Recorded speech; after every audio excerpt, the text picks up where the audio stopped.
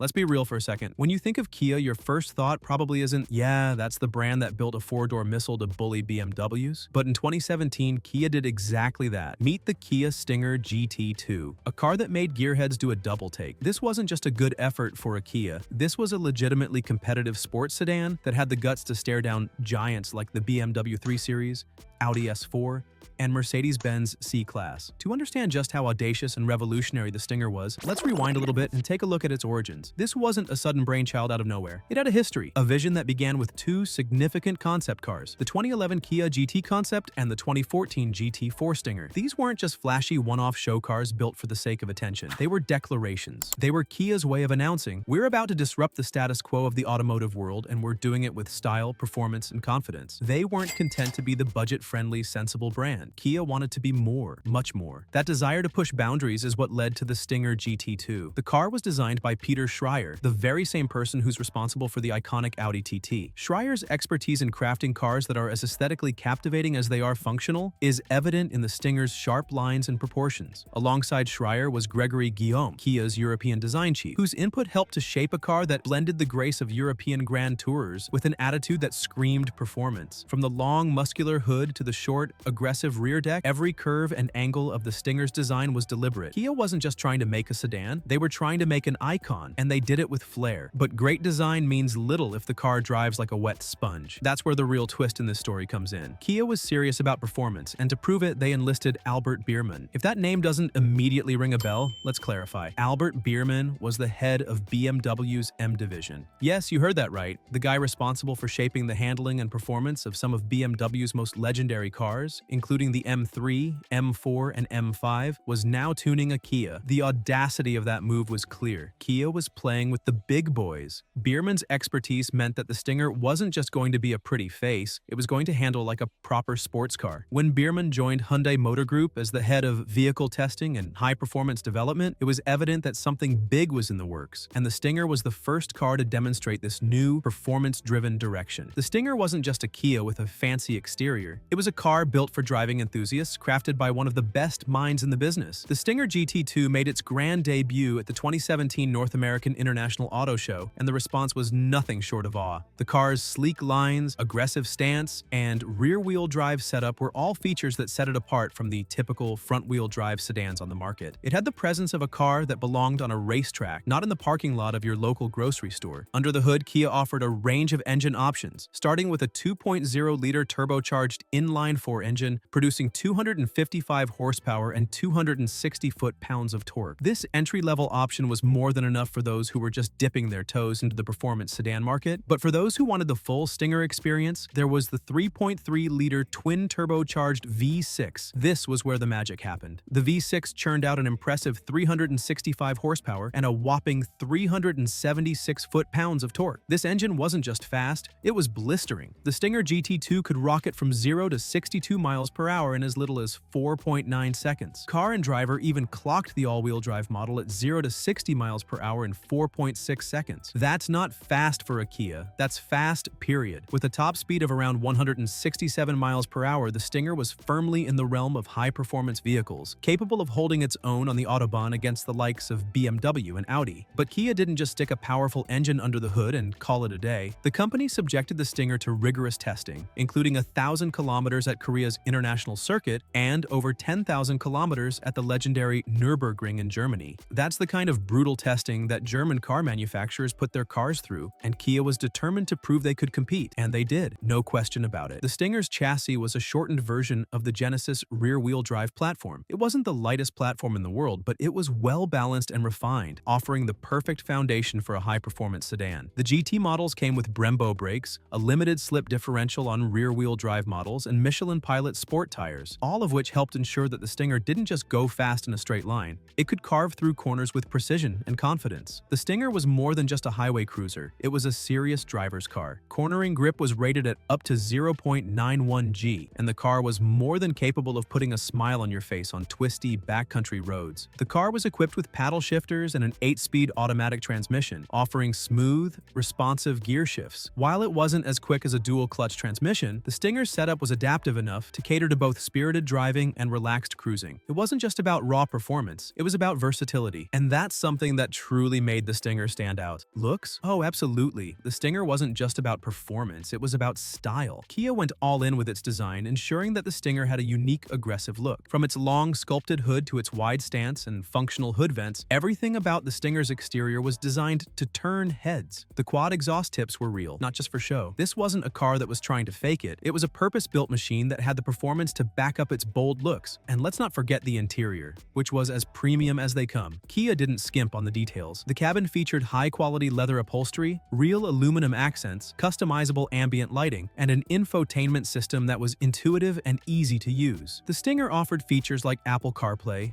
Android Auto, and a Harman Kardon sound system, ensuring that both the driver and passengers would have an enjoyable experience, no matter how long the journey. In 2020, Kia gave the Stinger a facelift, introducing a new, more aggressive front design with revised headlights and sharper taillights. The 3.3-liter V6 engine was upgraded to 368 horsepower, providing even more power for those who wanted the ultimate performance sedan experience. The 2.5-liter Turbo 4 engine option was also introduced, offering 300 horsepower for those who wanted something a bit more affordable but still plenty fast. The updated infotainment system, now with a 10-inch screen, kept up with the times and ensured that the Stinger remained relevant in an ever-evolving automotive landscape. Globally, the facelifted Stinger kept Kia's performance intentions front and center. The car was still a performance bargain, a stealthy sports sedan that was hiding in plain sight among the more expensive German offerings. It wasn't just fast and fun, it was practical, comfortable, and accessible. And for those who were still skeptical about a Kia in the high-performance segment, the car proved that Kia wasn't here to make excuses. They were here to compete. And then, the cops got involved. In Australia, police departments in Queensland and Tasmania started using Stinger GTs as part of their fleets. In Poland, the V6 Stingers became part of the speed units, responsible for high-speed enforcement. Even the UK's Merseyside police added a Stinger GT to their fleet in 2021. When law enforcement agencies start choosing your car over the competition, you know you've made it. The Stinger had earned its street cred.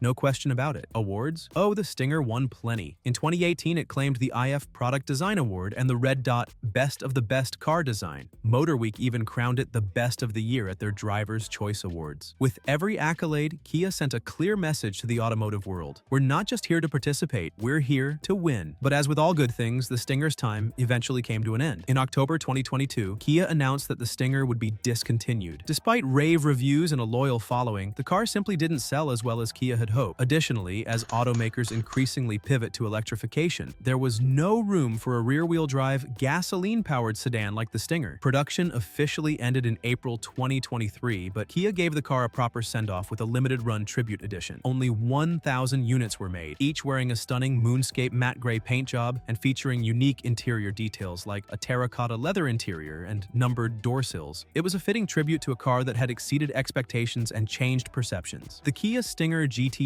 wasn't perfect. It had its quirks, some cheap interior plastics, a badge that still carried some stigma, and resale value that wasn't the greatest. But those imperfections didn't matter. What mattered was what the Stinger represented. It was a middle finger to everything people thought they knew about Kia. It was fast. It was fun. It had a soul. It was proof that sometimes the underdog really can bite back, and when it does, it leaves a mark. The Stinger's legacy isn't one of perfection. It's one of defiance. It proved that you didn't need a high-priced German badge to build a car that could go toe-to-toe with the best of them. It showed that Kia wasn't content with just making affordable cars. They were ready to make great cars. It's a car that redefined what was possible for a brand that once played it safe. And that's something worth remembering. So if you enjoyed this deep dive into one of the most unexpected and exciting performance cars of the last decade, don't forget to hit that subscribe button. We've got more stories coming your way. More automotive legends, forgotten gems, and game changers that deserve your attention. Whether you're a car enthusiast, a buyer, or just along for the ride, there's something for everyone here. Catch you in the next one.